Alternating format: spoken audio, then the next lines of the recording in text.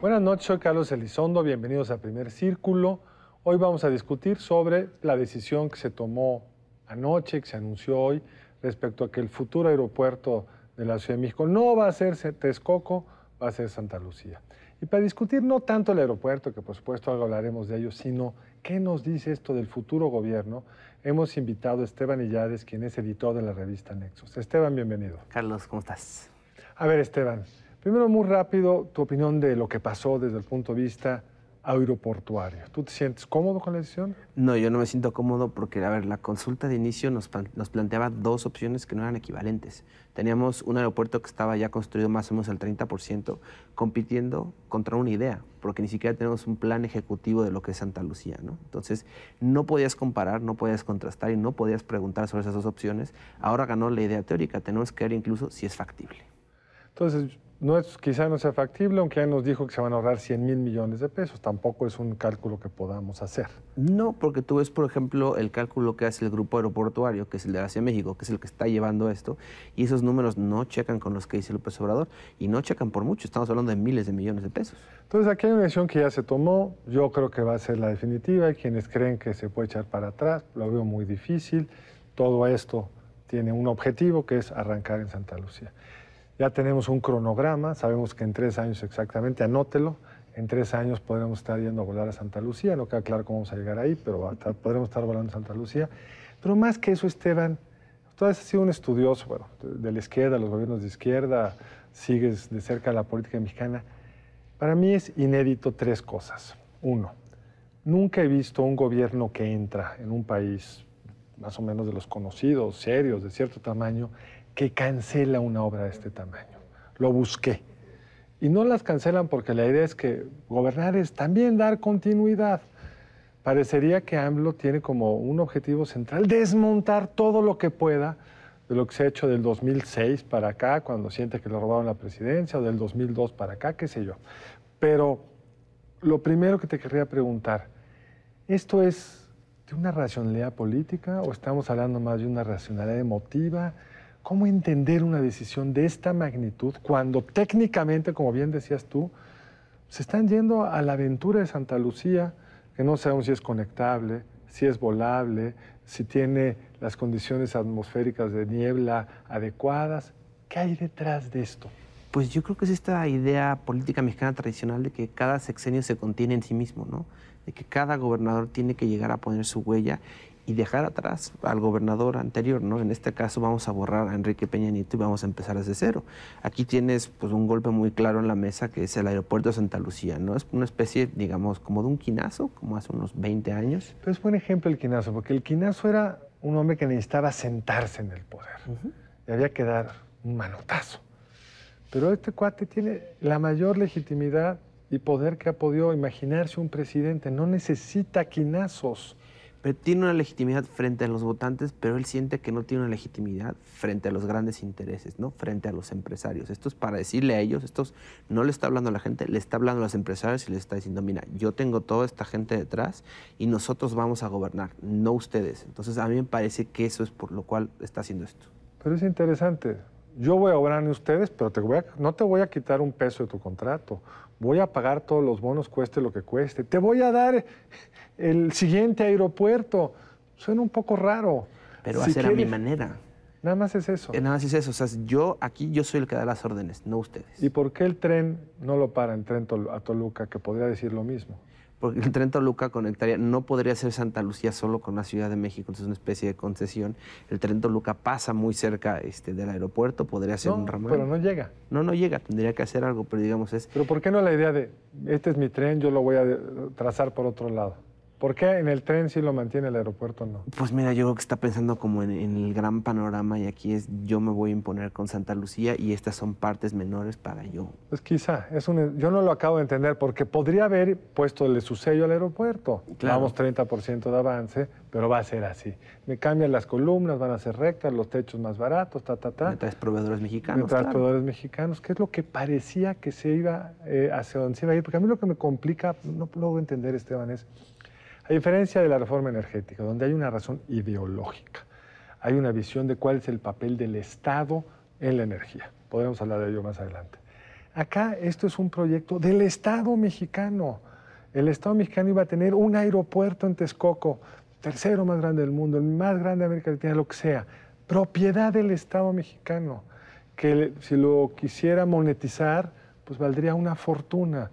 El Estado mexicano está haciendo un daño patrimonial. A ver, estamos viendo que se van a gastar 100,000 millones de pesos para pagar la no construcción. Lo enterrado. O sea, son 100,000 millones de pesos y está dispuesto a pagar ese riesgo, ¿no? La pregunta ahora, si quieres lo platicamos después, es ¿qué más estaría dispuesto a pagar para derribar otros símbolos? A ver, dime tú, porque esa era la pregunta. ¿Cuáles crees tú? Porque a mí me cuesta trabajo un gobierno desde lo simbólico cuando tienes este poder.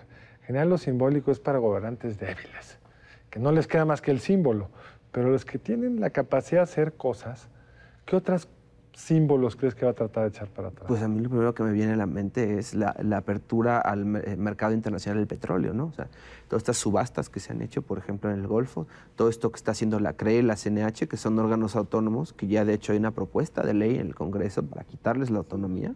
Bueno, no para quitarle la autonomía, para adscribirlos a la Secretaría de Energía, porque tendrán que cambiar la Constitución para cambiarles la autonomía técnica que tienen, ¿no? Así es, pero mira, bien podríamos ir por ahí, ¿no? O sea, que se han dado muchos contactos a transnacionales.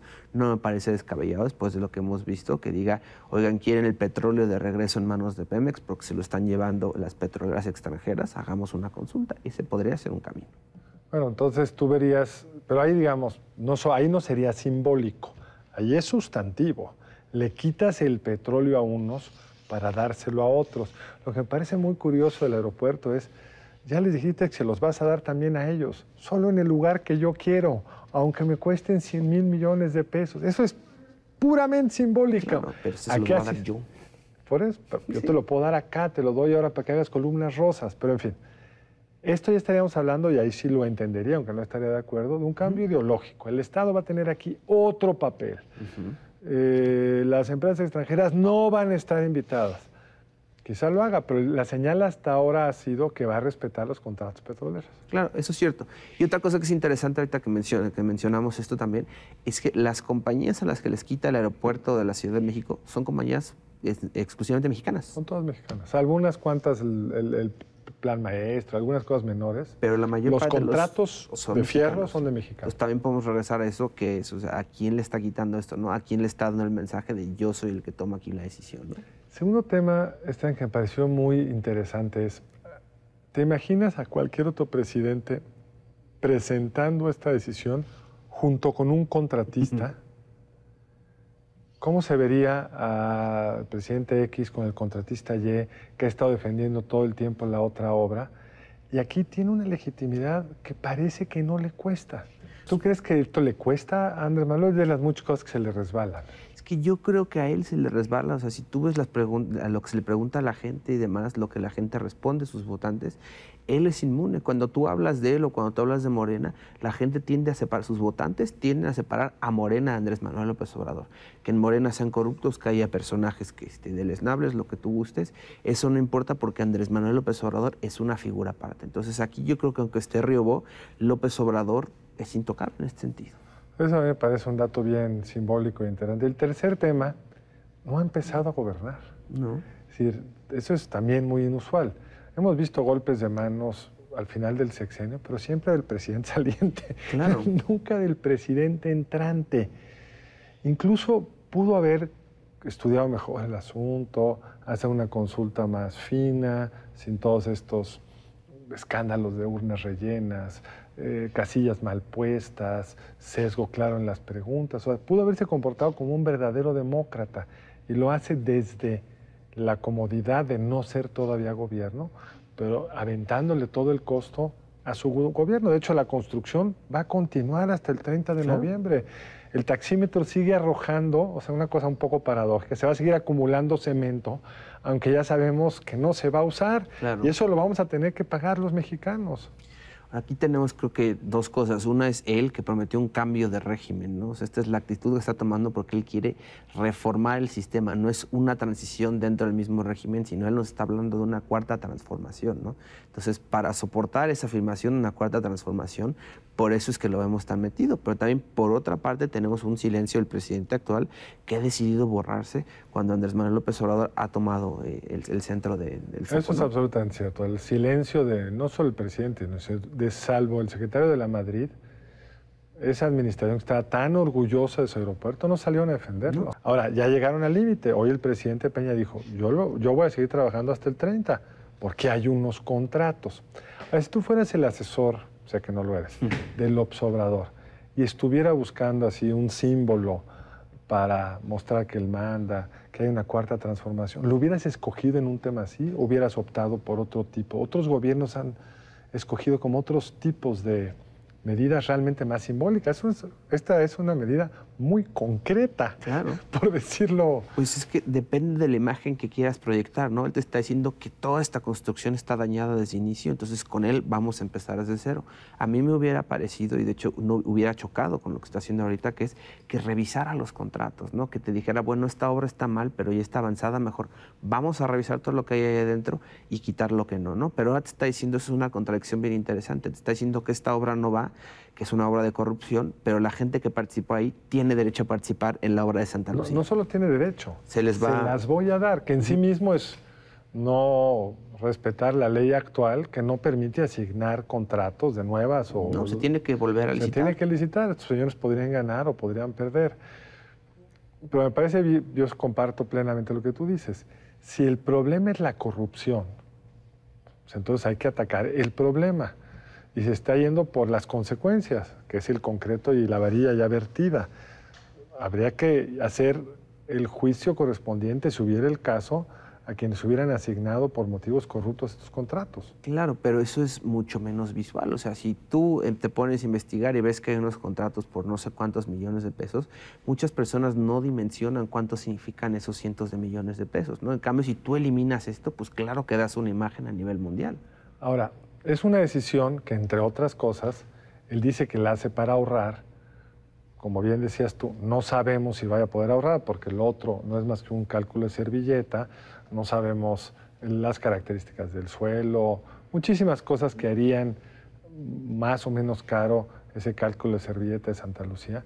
Pero lo que sí sabemos hoy es que para un país tan endeudado como México, una subida del tipo de cambio, me decías tú antes, entrar a 3.4%, más o menos, sí, para un país que tiene una deuda tan grande como la nuestra, representa simplemente en términos de pesos de tu costo de esa deuda, un aumento no trivial en miles de millones de pesos. Alguien hacía un cálculo de unos 100,000 millones de pesos solo por la devaluación provocada, hasta donde puedo ver, directamente por esta decisión, porque otras monedas emergentes hoy no se movieron en este sentido. Claro, no, la moneda mexicana se movió muy para un lado, incluso Turquía o Argentina, que son economías ahorita en problemas, estaban mucho más quietas.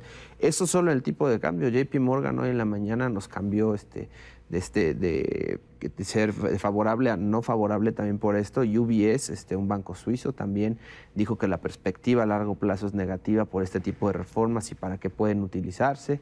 JP Morgan también nos dijo que estima el crecimiento a 1.9 el próximo año en lugar de 2.4. ¿Esto le importa al gobierno entrante? Pues te está diciendo, no sé si no le importa, pero está diciendo que esto es secundario frente a lo que le interesa, que lo que le interesa es poner el poder político por encima del poder económico. O sea, López Obrador te está diciendo, aquí nosotros somos los que vamos a decidir y todas las cuestiones económicas estamos dispuestas a hacerlas de lado, incluso a sacrificarlas en aras de lo que nosotros queremos. Ahora, a mí lo que me cuesta trabajo ese argumento es, pues no necesitaban esto para que todo el mundo supiera que tienen la Cámara, el Senado, llegan a la presidencia el uno, todo lo que venga después lo van a controlar ellos, si hacen o no tal, un Tren Maya o lo que sea, todo lo van a controlar. Claro. Me cuesta trabajo la lógica de tengo que dar una patada que me dañe mi entrada, porque este gobierno va a entrar con menos lana. Dicen los medios, tú lo has leído igual que yo, que no les cuadra el presupuesto. Es decir, que lo que han prometido no cuadra con los recursos reales disponibles. Al grado que no sé si leíste la nota, que están discutiendo a lo mejor cerrar la COFEPRIS, que es esta agencia que valida la calidad de las medicinas, de los tratamientos médicos, de los equipos médicos, porque les parece muy cara. Y al mismo tiempo, con una decisión como esta, pues se les descuadra el presupuesto, porque cuando se devalúa el peso en México, el erario, teniendo una gran deuda en dólares, a pesar de que exporta petróleo y recibe dólares, pero importa mucha gasolina que está en dólares, pues dificultó en un X porcentaje alcanzar sus objetivos de política social.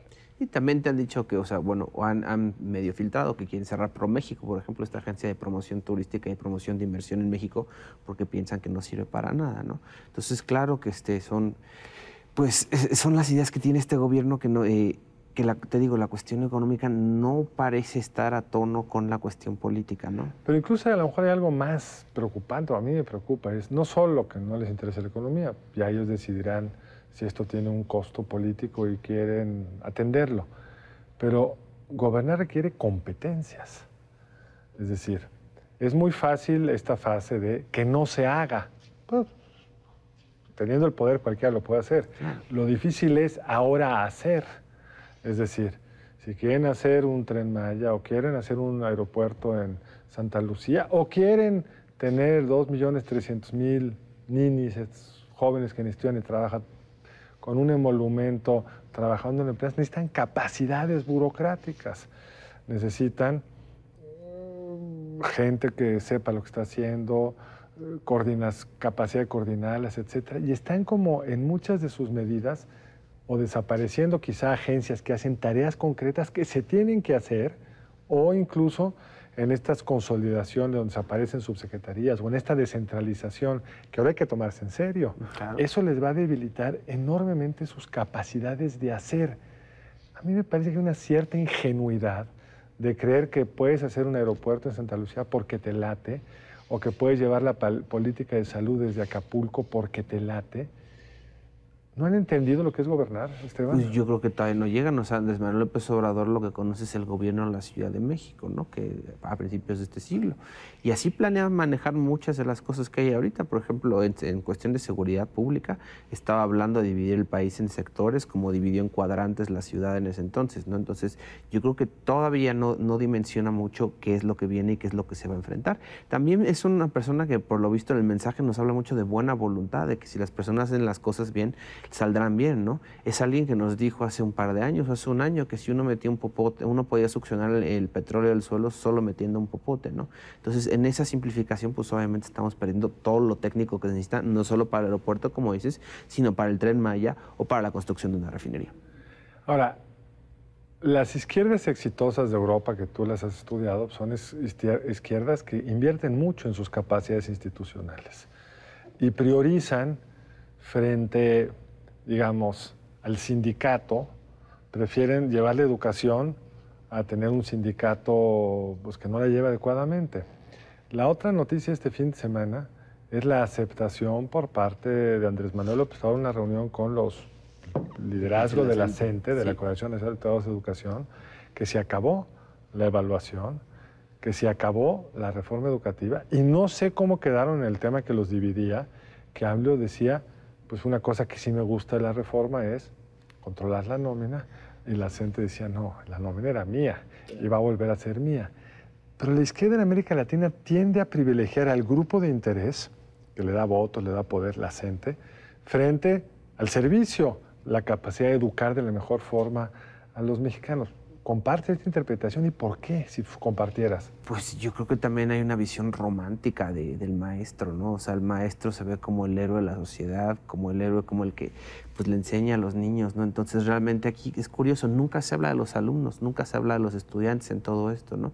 Siempre ha sido la mal llamada reforma educativa que evalúa a los maestros, pero ¿por qué solo hay que evaluar a los maestros, ¿no? El otro día López Obrador decía que si hay que evaluar, entonces que nos evaluemos todos, que se evalúe el secretario de Defensa, que se evalúe él, que se evalúe a todas las personas, que por qué los maestros, que son los que educan a los niños, tienen que recibir esta carga. Entonces no ven, digamos, no comparten la idea de que para evaluar para tener niños bien educados hay que evaluar a los maestros. Hay un problema de concepción de cómo se hace la educación. No es que no quieran llevar buena educación, es que creen que se puede llevar de otra forma.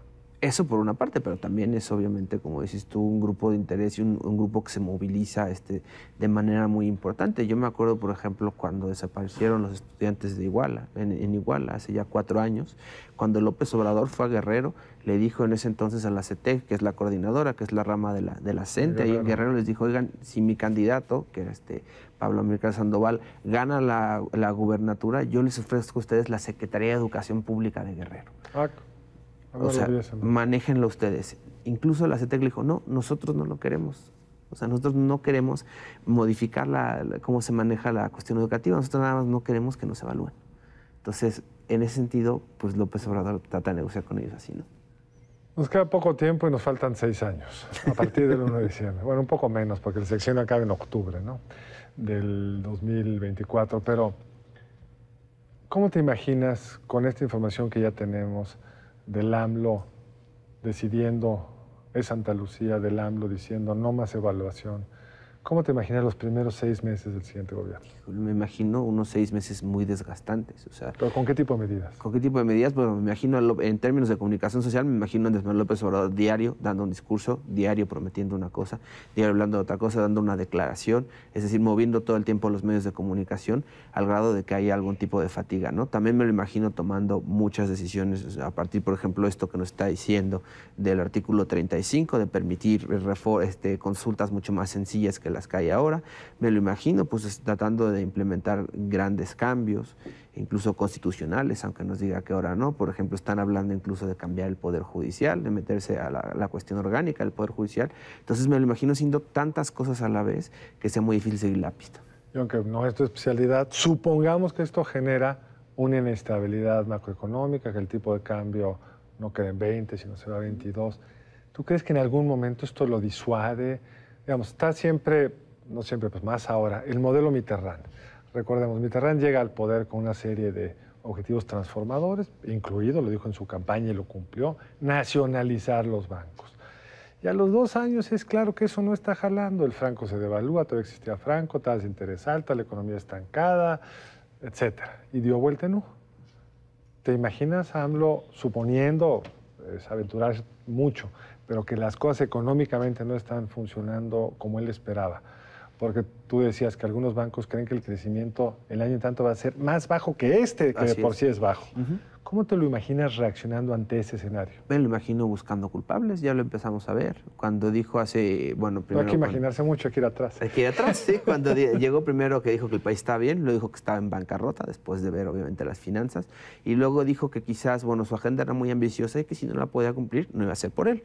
Iba a ser por cuestiones como el Banco de México, que no hacía muy bien su trabajo, por factores internacionales, porque hay que recordar que esta es una economía complicada. Entonces, yo veo más esas explicaciones en caso de que el país no crezca el 4% que él nos está diciendo, en caso de que sus programas sociales no funcionen, en caso de que empiece a bajar su popularidad. Yo veo culpables externos, no adentro. Pues Esteban, muchas gracias. Ya vendremos en 6, espero que puedas venir en 6 meses para que cotejemos tu pronóstico con la realidad. Y gracias por acompañarnos hoy en Primer Círculo. Muchas gracias. Y gracias a ustedes. Nos vemos el lunes entrante aquí en Primer Círculo. Buenas noches.